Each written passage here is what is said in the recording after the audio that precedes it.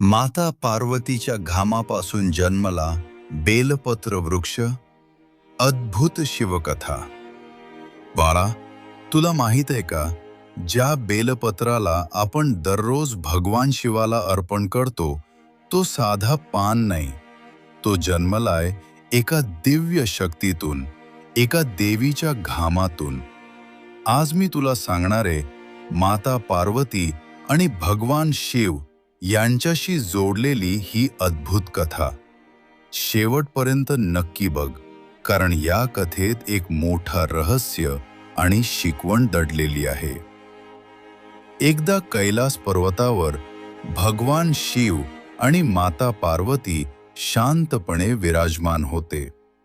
चारही बाजूंना दिव्य वातावरण, देव देवतांची उपस्थिती आणि भक्तीचा महासागर.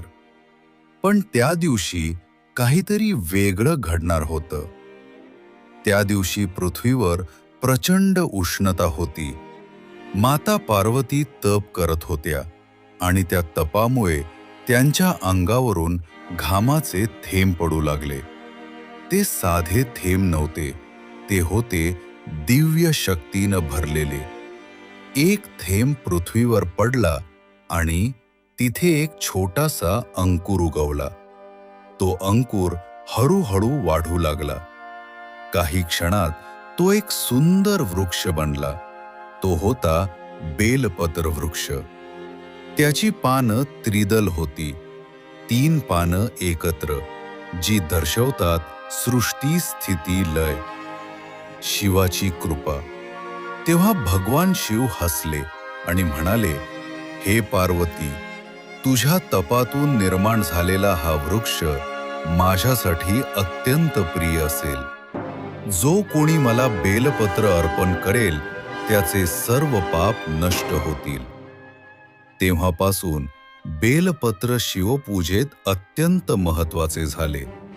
प्रत्येक भक्त ते अर्पण करू लागला, कारण तो फक्त पान नाही, तो आहे देवी पार्वतीची शक्ती आणि शिवाची कृपा.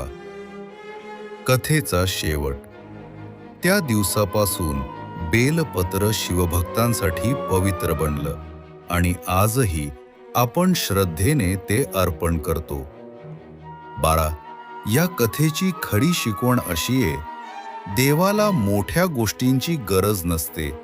एक छोटं बेलपत्र सुद्धा चालतं, पण मनात श्रद्धा हवी आणि भक्ती हवी. कारण देवाला वस्तू नाही, भावना महत्वाच्या असतात. जय भोलेनाथ. बाळा, या कथेची खरी शिकवण खरंच खूपच सुंदर आहे. माता पार्वतीच्या एका थेंबातून पवित्र बेल वृक्ष जन्माला आला. त्यातून आपल्याला एकच कळतं की देवाला मोठ्या गोष्टी नको असतात, मनातली श्रद्धा महत्वाची असते. जर तुझ्या मनात खरा भाव असेल तर एक छोटंसं बेलपत्रही भगवान शिवला प्रिय ठरतं. हर हर महादेव. जर तुम्हाला व्हिडिओ आवडला असेल, लाईक करा, चॅनलला सबस्क्राईब करा.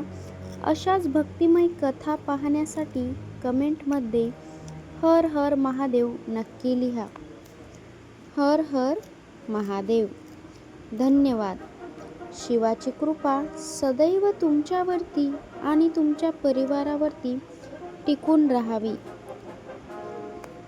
हर हर महादेव. ओम नमः शिवाय.